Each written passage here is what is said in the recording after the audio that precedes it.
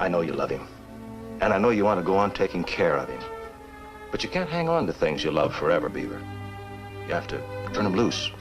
Give them a chance. Well, Beaver, it just goes to show you that us grown-ups can make mistakes just like you fellas. But, you know, Wally, shaving is just one of the outward signs of being a man. It's a whole lot more important to try to be a man inside first. See, Beaver, some of the homeliest people in the world have done the greatest things. Well, I'm sure you will see sooner or later, June, but in the meantime, it's practically impossible for parents to make a boy see himself through their eyes. You know something, dear?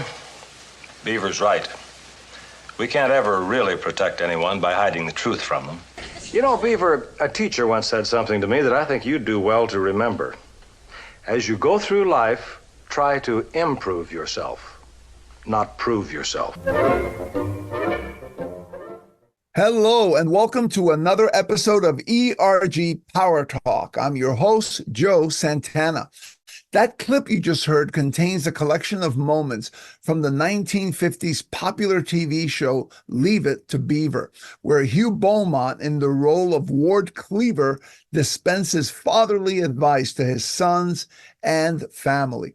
And while we're no longer in the 1950s, the notion of fathers being the source of wisdom and learning about leadership still persists. Fathers are often presented as the primary source of reference where individuals develop their values and the philosophies that feed their leadership style.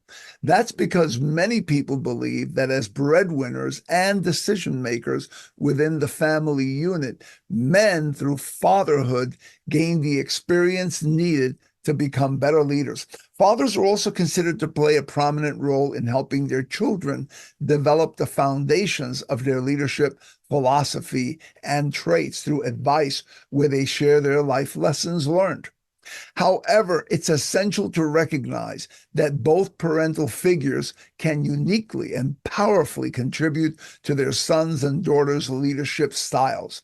But how does motherhood contribute to developing leadership skills in women, and how in turn do they pass these on to their children? That is our topic for today, and to help us with it, we have the perfect guest. But before we introduce our guest, let's take a moment to review our mission and acknowledge our supporters. This is ERG PowerTalk, and I'm your host, Joe Santana. ERG PowerTalk is your 21st century virtual forum for the exchange of great ideas and inspiration for ERG leaders, as well as others interested in supporting ERGs. With ERG PowerTalk, there is no more waiting until the next conference and praying that you get the budget to travel to the conference to find great ideas and stimulation. Just subscribe and listen to thought leaders at your convenience. Before we begin, a quick note of thanks to our supporters: Elastic, Dollar General, Freighter Health and Wisconsin Medical College, Hiscox, Mass Mutual, Manpower Group, Tapestry, Federal Reserve System, Federal Reserve Bank of Philadelphia, MIT Lincoln Laboratory, Oshkosh Corporation, UL Solutions, and Sony Pictures Entertainment. Now, let's go straight to the program. She is a trailblazer, challenging the outdated notion that motherhood is a career setback. Instead, she argues that being a mother equips you with the invaluable leadership skills and emotional intelligence and the ability to cultivate trusting relationships, all qualities essential for success in any workplace. Born and raised in France, her journey in the business world began with a degree in business hospitality.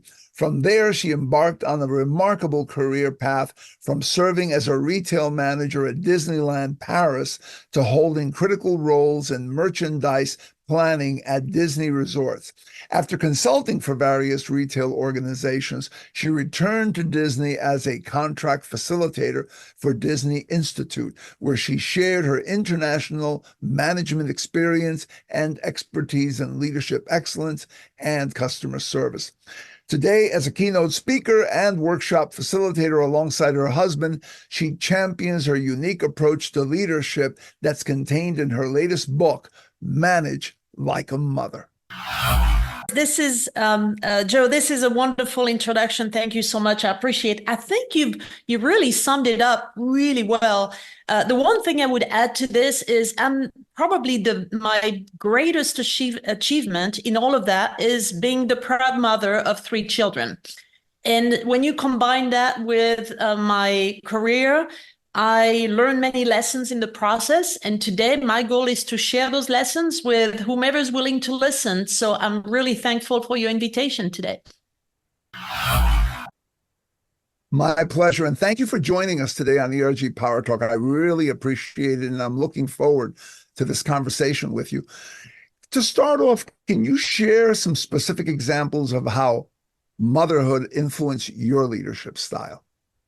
Well, I learned from the best because my mother, who's about to turn 92 and lives in France, and has been just a wonderful mother for me. And I grew up listening to my mom saying, I wish I was 20 and I knew what I know now. And Joe, I heard that so many times that, after the 50th time, I would just roll my eyes and kind of ignore it. But now that I'm over 50, I'm thinking, oh boy, I wish I was 20 and I knew what I know now. And I'm going to tell you a quick story about my mom, which I think will tell you everything about her character and her personality. My dad passed away over 20 years ago. And when he did, mom was 72, sorry. And she had never driven. And she lives in a small town and had to rely on public transportation to get to where she needed to be. And there really wasn't much going on there. So then she had to ask for friends or relatives to get her where she needed to be.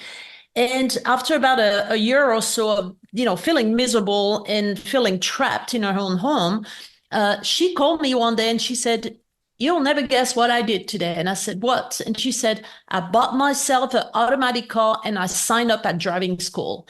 And I promise you, I wish I could have been a fly on the wall and see the face of people when this 72-year-old, grandmother walked in and said, I want to learn how to drive. And she did. And she doesn't drive in big cities on the highway or anything like this, but she drives to wherever she needs to be, does her groceries. She lives independently in her own home. And she's very active and 92 years old and going. So I've learned from, reliance and her resilience and her ability to just want to learn more. And at 92, she's still learning something every day. And I think that's a wonderful trait, and that's a wonderful thing to have. So I learned, from my mom that women can have that, that self-drive. And I realized that we could apply that in the workplace. And that's what really gave me inspiration to write this book, which is called Manage Like a Mother. Wow, 92 and still learning and going. Yeah. That's fantastic. Oh, yeah. So, Valerie, what are the most critical leadership skills that you think mothers naturally develop as a result of being mothers? And how can some of those skills be leveraged in the workplace? Well, when I started writing the book, it became an evidence for me. I'm thinking, what does a mother do? And a mom, she teaches her kids, she teaches them everything, how to talk, how to eat, how to walk. She is encouraging her kids. She disciplines them. She gives them feedback. She helps them develop curiosity. She deals with crisis situations. She teaches her children how to collaborate and how to function together. And think about it. All of these are competencies that are required of a leader. You need to train people, you need to develop them, you need to encourage them, you need to give them feedback, you need to set expectations the way a mother does. So it just became so obvious to me that the two were very similar. And what I have to say is, in my career, I started my career with Disney in the early 90s, and then we moved over to Florida, and I took some time off when we relocated to Florida. And then I took some time off again. So I had some breaks in my career. And every time I had breaks was to take care of my children. And every time I'd go back to work, I had this moment of doubt. Am I still relevant? Do I still have the right skills? Am I still able to take on leadership responsibilities? And in the process of that introspections, I realized, yes, of course I do, because what I need to do with my team members is, quite similar to what I've done at home with my children. So I started, writing the book and identified 21 competencies that women practice every day as mothers and can implement in the workplace. So take training, for instance. You think about how you train your children how to walk. What do? You hold your baby's hand, both hands at the beginning, and then the baby gets a little bit of balance, and then you let go of one hand, and then eventually one day you let go of both hands, and the baby will take 2 steps and pretty much fall on his rear end, right? Now think about what a mother does at that moment. She doesn't tell the baby, hey, what's wrong with you? You're a year old, you should be walking by now. No, what she says is, hey, good job, well done. So she celebrates progress, right? And then she comforts the baby, and then maybe hold the baby and makes him, feel safer. And then she will hold his hand again and start taking a couple of steps with the baby until he finds the balance and the confidence to walk by himself. Think about all this. This is what a training process should look like in a company. You should be able to accompany people, encourage them, letting know that mistakes or errors are okay and are to be expected, and then hold their hand again a little longer if needed. And some babies will learn how to walk when they're 9 months old. Some babies will learn how to walk when they're 14 months old. Same with your team members. Some people will acquire skills in a day, some will require 2 days or 3 days, and you have to have some flexibility.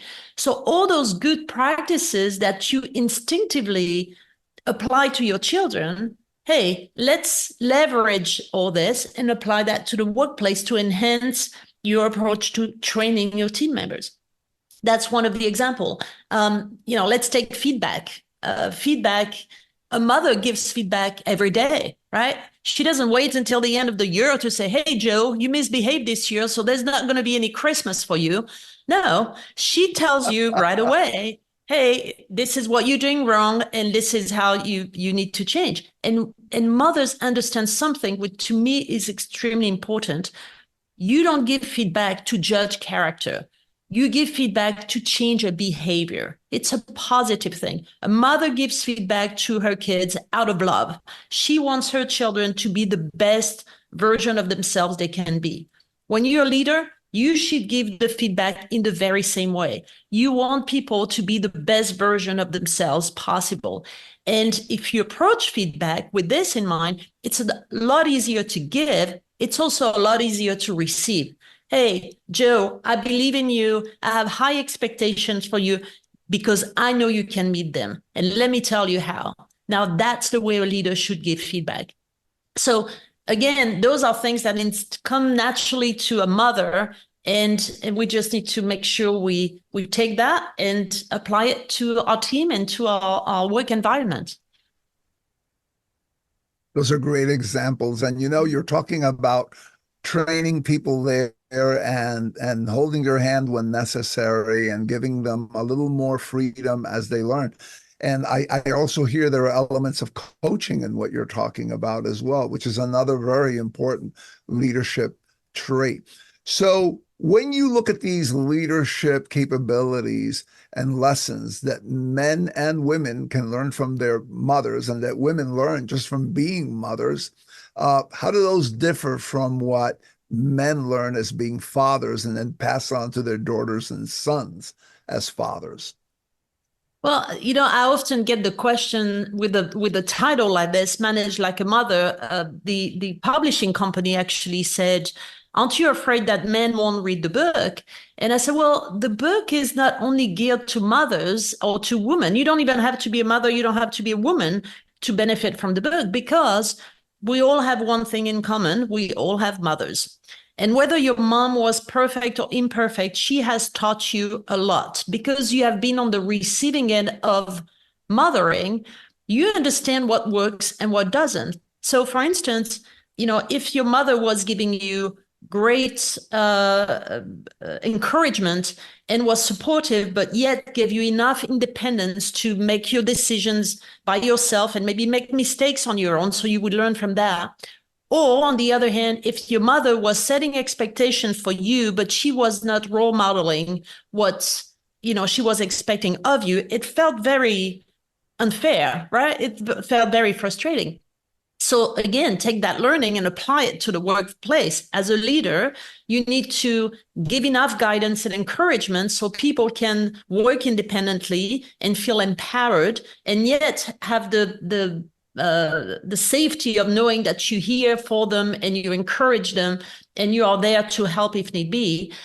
Also, if you're an employee and your leader is asking you to do something but not demonstrating what they expect, that frustration, is something that will undermine and erode the trust in the organization.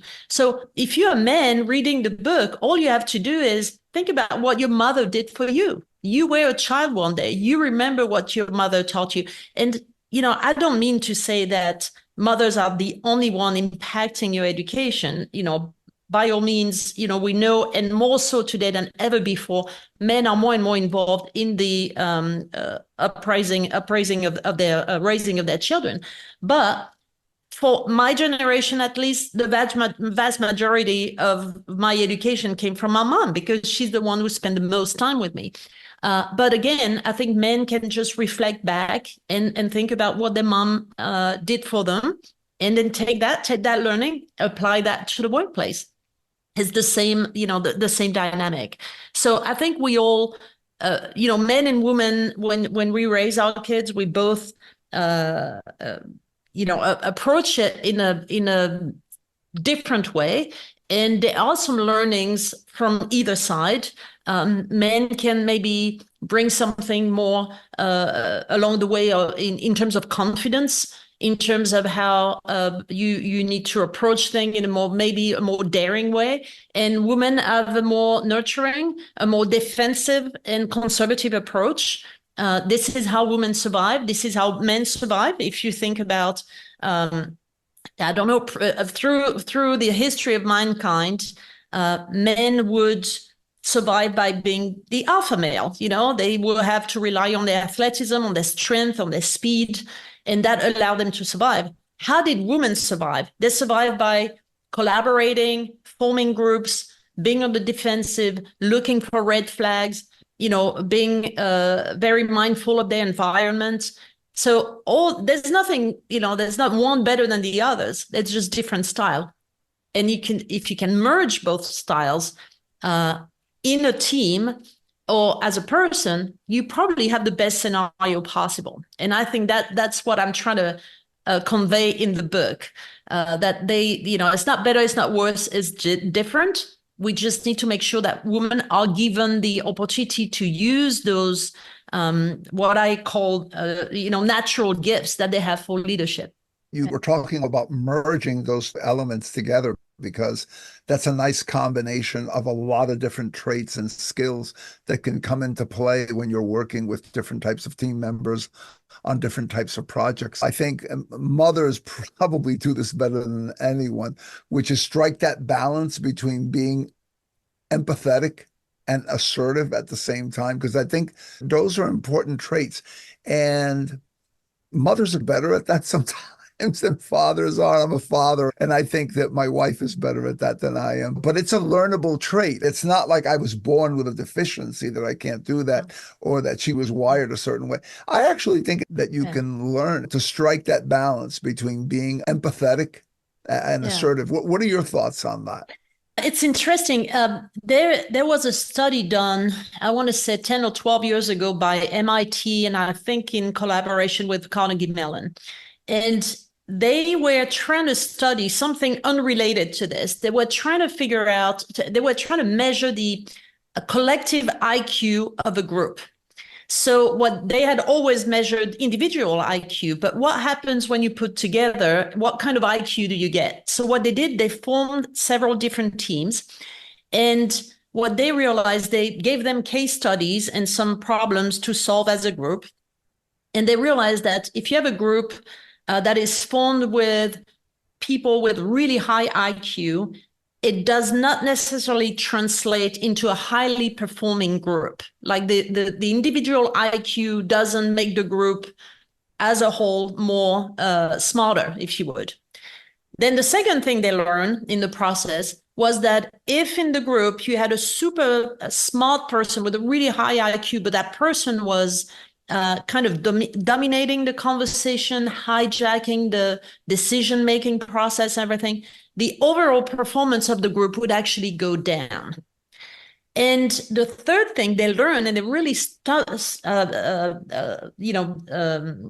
that out really surprisingly and not expecting this, was the performance of the group and the collective IQ of the group would go up when there were more women in the group. Not because women are smarter than men, but because they are better at collaborating, for the very reason I explained earlier, where women tend to, in order to protect themselves, they have learned to pay attention to what goes on around them, to include other people because they lean towards, forming groups. And they will be better at collaborating, receiving feedback, receiving constructive criticism. They will be more open to other people's idea because they don't have the need to assert themselves as an individual. And they know that they naturally, instinctively know that the strength lies in forming a group. And that was the big learning from this study, is that women are just much better at collaborating. So again, if you can merge the two and you can have the confidence that men have, that unfortunately most women are lacking, and they tend to underestimate their own abilities and to, lack confidence in some cases. So if you can combine the two, you got a perfect scenario. And that's where you have the best teams with a lot of a great collaboration and great partnership, and people who are comfortable giving each other feedback, correcting each other's mistakes. And overall, you have an environment of trust. And we know that trust is the glue of an organization. And once you have that, everything becomes a lot easier after this. Totally agree.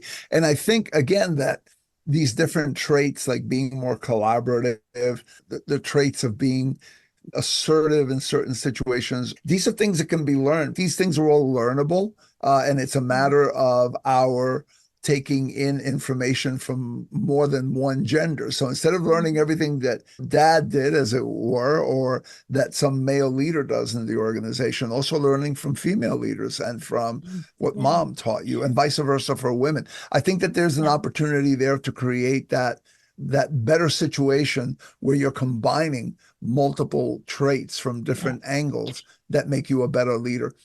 And here's the challenge, because in a lot of industries, still to this day, we know that in the work environment, we have about there's about parity. We have about 50% men, 50% women. But when it comes to leadership position, we have about 33% women, and the rest are all men. And then when we go into executive positions, I think there's 22% women. So the problem is, you get in an organization and it's very much a male-dominated hierarchy. So what happens often is women who manage to rise through the corporate ladder, and they rise through an organization to an executive position, they often feel like they're vying for approval in a male-dominated environment. So they try to change what comes to them naturally, that whole nurturing thing. They try to change that and adopt a male approach to leadership. And that's where, and sometimes these women are even harder on other women than men, because they feel they have to assert themselves in this male environment.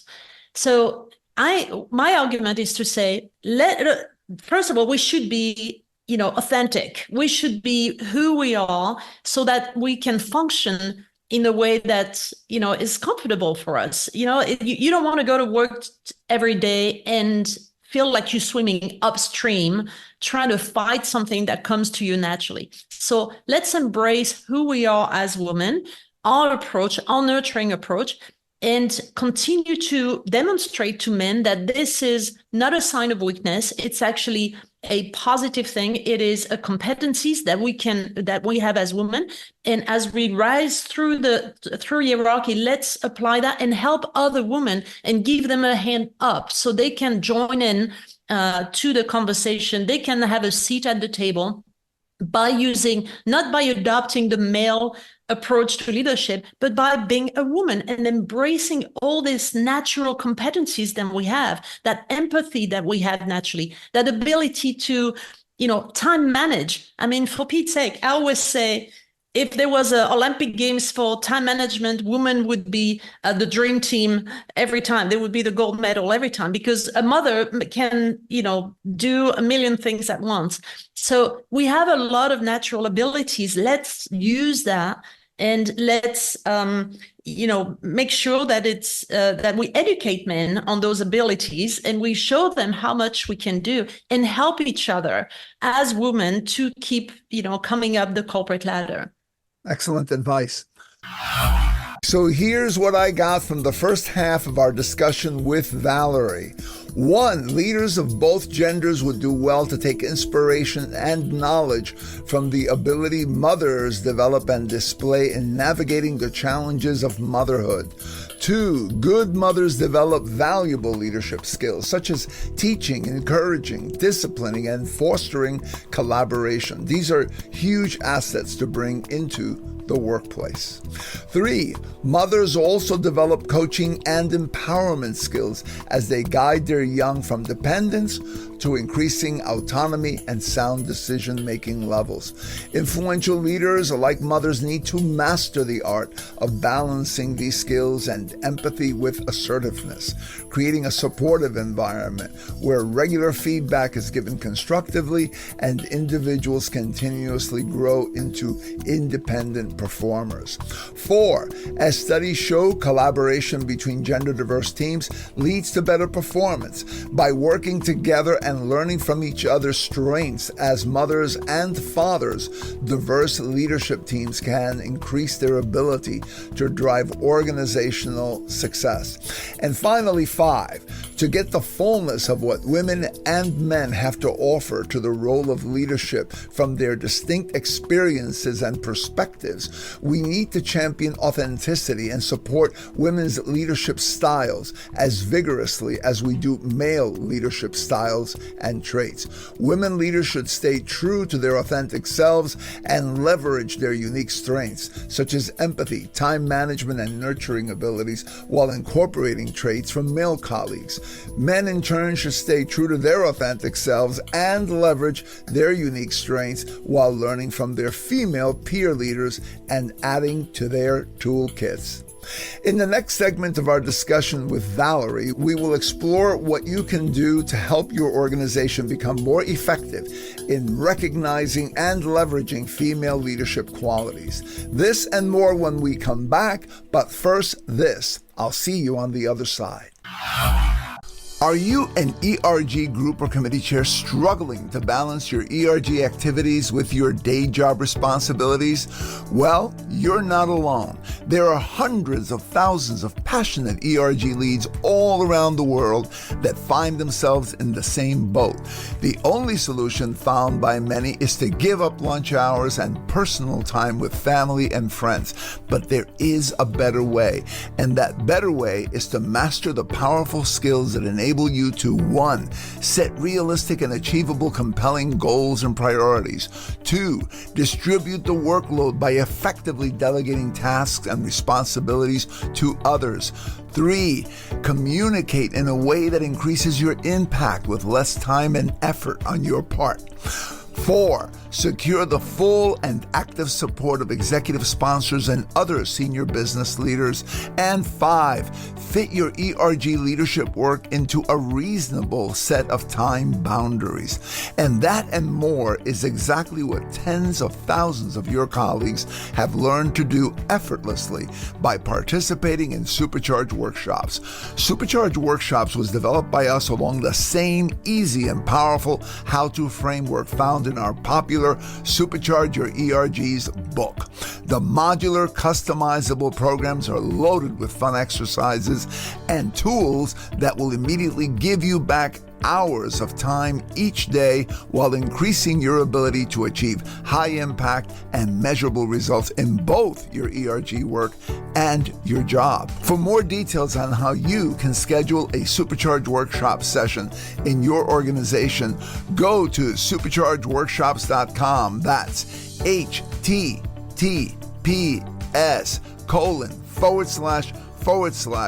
Supercharge Workshops, one word with no spaces.com. So don't suffer silently. Take that first step towards stopping your struggle today. Check out Supercharge Workshops.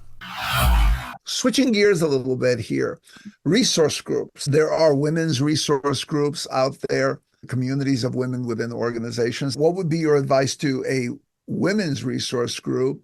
I think there are some companies. I'm thinking of Johnson & Johnson, for instance. They have something called a returnship. So when women take some family leave to have children, then comes the moment to come back to work. And this is where you have doubts. You have guilt, first of all, because, should I invest more time with my kids? Should I go back to work? And then, so we need to ease that process. So having some form of returnship, which is a way to bring women, new mothers, back into the workforce, and instead of letting them figure out and by themselves, to bring themselves back up to level. Because what happens is the workplace changes so quickly, technology changes so quickly. You go away for 3 months, 4 months, and there's already a million things that you don't know, and you almost have to upskill a little bit. So, in those returnship programs that I think a lot of companies should have, is bringing new mothers back into the workplace and having that conversation about, as a mom, you've learned a lot. Instead of a setback, you've actually had the opportunity to practice your leadership skills with your kids. So let's leverage this instead of trying to spin you around and tell you, okay, now you need to go back to work and be a totally different person. Instead, let's take all these things and use that as inspiration for your leadership approach.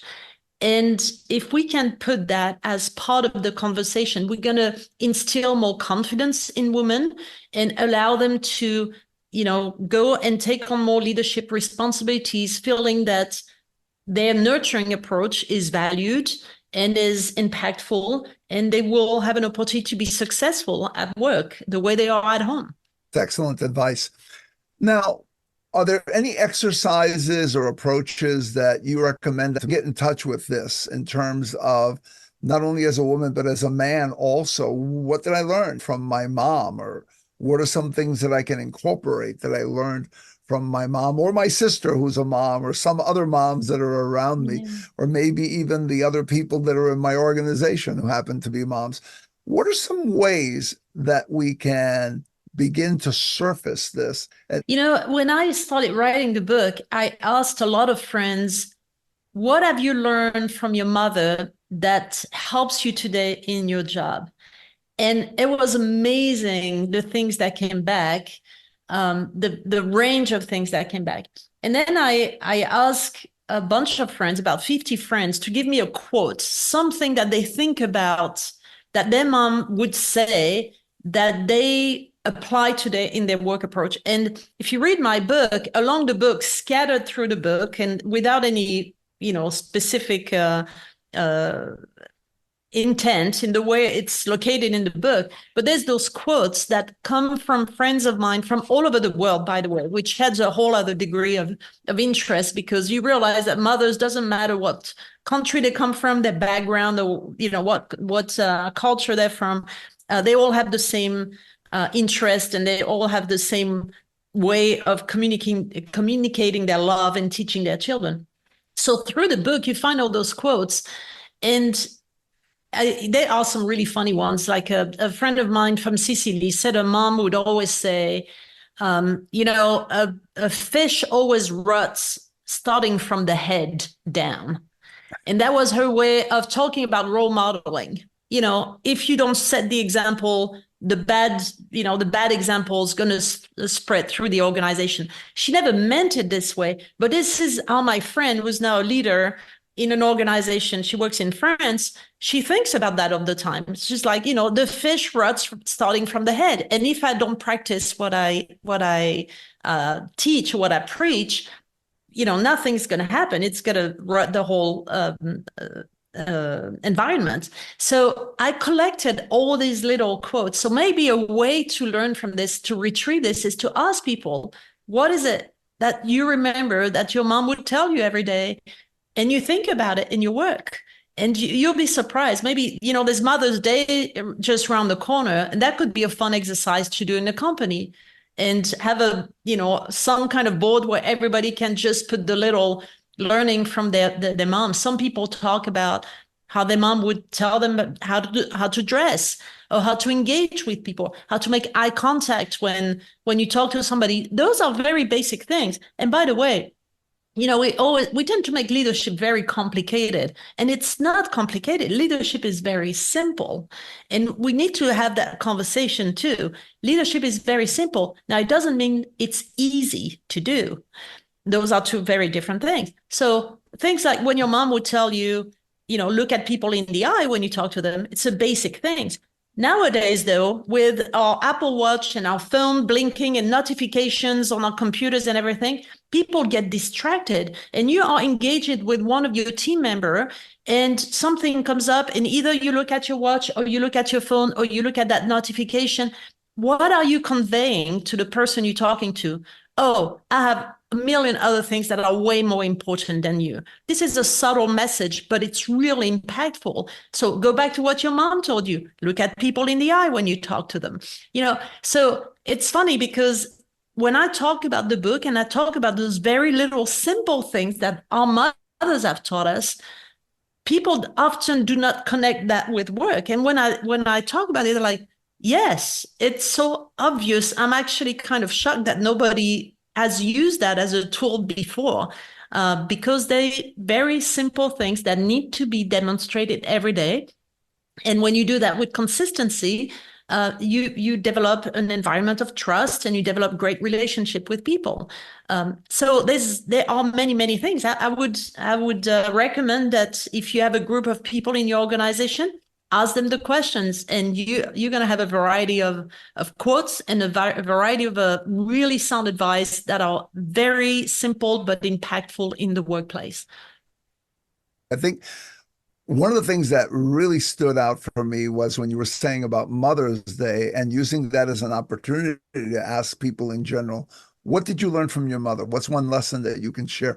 That's a rich exercise. I would imagine the kind of responses, or even when they have Women's Heritage Months or days, to ask people that question, that's a great opportunity to surface a lot of the wonderful things that we've all learned from the mothers around us and the experiences we had. As you were talking, I was thinking about my own mother, and one of the things that she used to always say was, do the thing that's hard first, and then the rest of the day will go smoothly. Right? That's very simple, but powerful and very true. If you attack the hardest thing in the beginning, then it doesn't loom in front of you. And there are many little lessons like that they look small when you think about them isolated as a statement. But when you put them all together, they create a behavior pattern that leads to success, and that can be really helpful. I would add one thing to this is going to be based on storytelling. And storytelling is the most impactful way to teach something to somebody.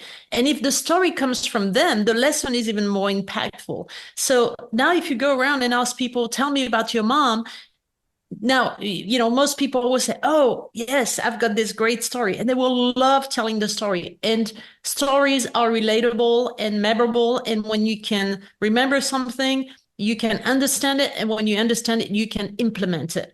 And that's the idea. I often say, when I do a speech or when we do a workshop, I always tell people there are a lot of great speakers out there. There are a lot of really inspirational speakers. But sometime after the speech, you walk away and you wonder, okay, that was great, but what do I do with that? Now, when it's a story, you will automatically think of a similar story. Like if I tell you a story of something happened with my kids in the car and they drove me crazy and I parked the car and opened the door and left them on the side of the road and drove off. And, you'll go like, oh, yes, my mom did that, or I did that with my kids. And now you can reflect back and you can remember the lesson and you can leverage that and use that. And the idea is to give you a tool, something you can work with. So by asking people to submit their story, they will do a bit of introspection and they will inspire others with similar things. Now, you will come across some people will say, well, my mom wasn't, I don't think what she didn't demonstrate what she was expecting of us. Well, that's a lesson too. You remember how frustrating that was. So let's learn from this. And then remember that when you're a leader, that you need to demonstrate what you expect from your team. So, Valerie, besides your book, Manage Like a Mother, which I clearly say must be on everyone who's listening to this, their top to read list, what do you recommend for people who want to dive deeper into this topic of learning from motherhood, learning from the mothers around us? I think we need to continue the conversation because I wrote the book and I finished writing the book in late 2022. It came out in the US in October 23. And I find myself doing podcasts and speeches and now talking, okay, what's the next step? And the next step is let's talk about women in the workplace. Let's talk about, sharing all this with men, making sure now that companies develop build an environment that is inclusive of women. And let's talk about family leave and flexible time and remote work and the ability to have leadership part-time position or shared leadership position. Let's talk about equal pay. Why do we have fewer women in leadership? Partly it's because they're not paid the same way a man is paid. And we're still 15 cents short of being paid the way men are for the very same responsibilities. And frankly, I am sick and tired of hearing companies saying, we're making progress. What? That's, it's like our president would say, it's malarkey, right? I think saying we're making progress, we know today that if a 20-year-old who enters the workforce today, she will not see equal pay until she retires at the rate things are moving. If you are really feel strongly about equal pay, do it next week, next month. Right? You have two people, a man and a woman, they're doing the same job, pay them the same way. Why? Explain to me why, why there should be a difference. Experience, at the end of the day, the experience doesn't matter. Is the job done the same way with the same quality? Then pay them equally. Don't tell me we're making progress. $1 is $1. Why should one person get $1, the other one 85 cents? So this whole thing about giving, this pretense that things are moving, they're not moving fast enough. So for me, the what I would like to see, the book is one thing, but after that is let's look at all these things about building mentorship for women, paying them equally, family leave, flexibility, talking about, microaggressions in the workplace, how women around the meeting table are often being interrupted, or are being, people are assuming they don't have the responsibilities they actually have. So, and giving women tools on how to deal with this. We have a 25-year-old daughter who happens to be in that situation. And often she calls me and says, Mom, it happened again. I submitted an idea and nobody said a word. And then 10 minutes later, a man around the table picked up on the idea, and then suddenly he's getting credit for it. So I said, well, this is why it's important to give women tools to deal with this kind of thing. Teach women how to amplify each other's message. If Brittany and I are around the table and she submits an idea, I should be saying, hey, I love Brittany's ideas. I think this is something we need to look into. So support each other, amplify each other's message. Because if I, as a woman, label the idea as being Brittany's idea, now it becomes a lot difficult for men around the table to try to take credit for it. Let's teach women how to deal with being interrupted all the time. When you're being interrupted, it's just telling, the person who is interrupted, look, I know what you have to say is really important and you're dying to share that with the group, but let me finish. And we need to be assertive about this. It's like when somebody calls you sweetheart, hey, sweetheart, can you do that? I'm like, I'm sorry. And most men, by the way, including my husband, they don't do it out of, the intent isn't to be dismissive or, it's not to be offensive, but the impact is. So teaching men and women about the difference between intent and impact. So all these need to be tools that women need to be given, and so they can put a stop to this type of microaggression, because it contributes to the lack of confidence for a lot of younger women. And, at the end of the day, you're working for a paycheck, and sometimes you're not going to challenge the boss, or you're not going to challenge anybody in the workplace, and you're going to put up with this. And we need to put an end to this. So to me, I want to continue that conversation, and I want to make sure that women are being very vocal and supportive of each other. And I want to say, men have to be men enough to support women in the workplace. And so all of this can just go away, and we can move on and all partner together with a different leadership approach and develop an environment where everybody can contribute equally. How can our listeners reach you personally to learn more about you and about your work? Well, I continue we have a consulting business with my husband, and it's called Cockerell Consulting. So you can reach me at valerie@cockerellconsulting.com. I love to engage with people, and whether it is directly via email or through LinkedIn. I'm also on Instagram. Most of our Instagram is, the book is being released in Brazil, so a lot of what I do is in Portuguese over there. But LinkedIn is always a great way to get hold of me. And of course, direct email. I love to engage with whomever has questions. If I can be helpful in any way, I just want to continue to have that conversation and get the word out. Valerie, thank you so much again for being with us here today on ERG PowerTalk. I appreciate it. Thanks, Joe. Thank you for the invitation. Okay, so here's what I got out of this second half of our discussion with Valerie. 1, advocate for implementing what Valerie calls a returnship program to support mothers re-entering the workforce after taking maternity leave. These programs will help ease the transition to work after maternity leave and address skill gaps that may have emerged during their absence as technology and other forces rapidly keep reshaping the workplace. 2, leverage special days such as Mother's Day, International Women's Day, and Women's History Month to run special events where you ask all employees to reflect and share personal stories and lessons learned from their mothers or mothering experiences. This encourages introspection and inspires others to think of relatable stories.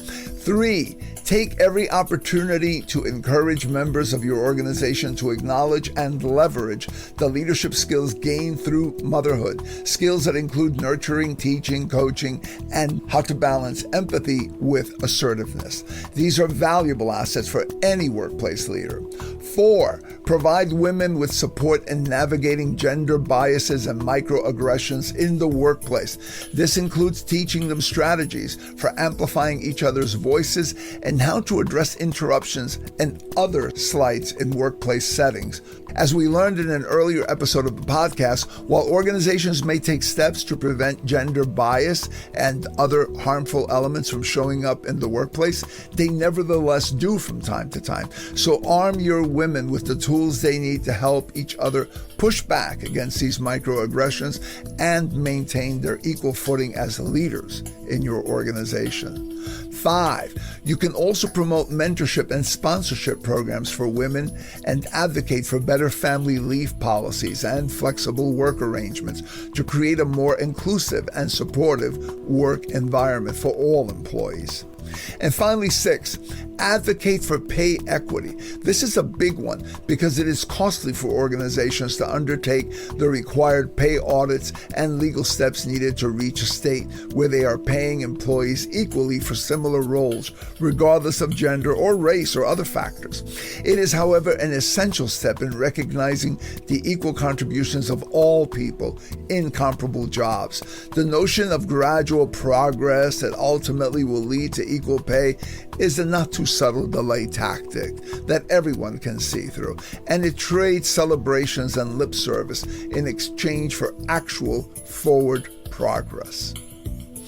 In fact, there is a story told in the Bible book of Judges, chapter 4 and 5, involving a powerful and successful leadership team comprised of a woman and a man. According to the story, in ancient Canaan, the Israelites faced oppression from the Canaanites. They were ruled by an iron fist. Amidst this turmoil, Deborah, a wise, courageous prophet, emerged as a beacon of hope. According to the text, Deborah's leadership was recognized and sought by many. Around the same time, another leader, Barak, presented himself as a valiant warrior in Israel. Barak immediately recognized Deborah's profound wisdom and sought her guidance. Despite his initial surprise at Deborah's prophecy that a woman would play a crucial role in their victory, Barak understood that authentic leadership that led to success needed to transcend gender. Together, Deborah and Barak rallied the Israelite warriors and marched towards Mount Tabor to confront their oppressor's army led by a commander named Sisera. During the battle, Deborah inspired courage in the soldiers, while Barak led them into war. Just when victory seemed slightly out of reach, when the Canaanite commander Sisera successfully escaped capture, it was Jael, a woman of courage, who delivered the final blow to the Canaanite commander, ending the war and handing a decisive victory to the Israelites. In the aftermath of the battle, Deborah and Barak stood as equals, their leadership complementing each other perfectly.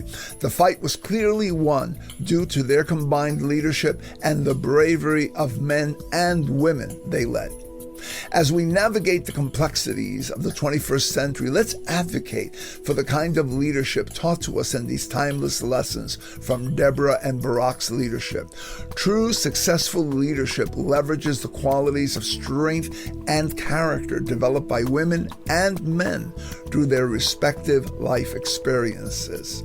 So let's strive to foster environments where female and male wisdom, courage, and collaboration are encouraged and valued, recognizing that by embracing and promoting gender-transcendent leadership, we pave the way for organizations that will thrive and flourish in the ever-evolving world of the 21st century. Thank you for tuning in to ERG PowerTalk. If you enjoyed and got value out of this program, please like us and leave a favorable review at your podcast provider's site. Also, invite others to listen to the show. By the way, contact me if you're looking for an ERG Symposium keynote or a leader for your strategy workshop, new chair onboarding, and or ERG bootcamp. I can run these for you either in person or in a virtual setting. Also, for more great ideas and tips for your ERGs, get my books, Supercharge Your ERGs, 18 Tips to Power Up Your ERG/BRG Strategy, and the new DEI and ERG Frontier, how you and your efforts can rise and thrive in the new world of constant disruption. Both available on Amazon.com. I'm Joe Santana. Thanks again for tuning in.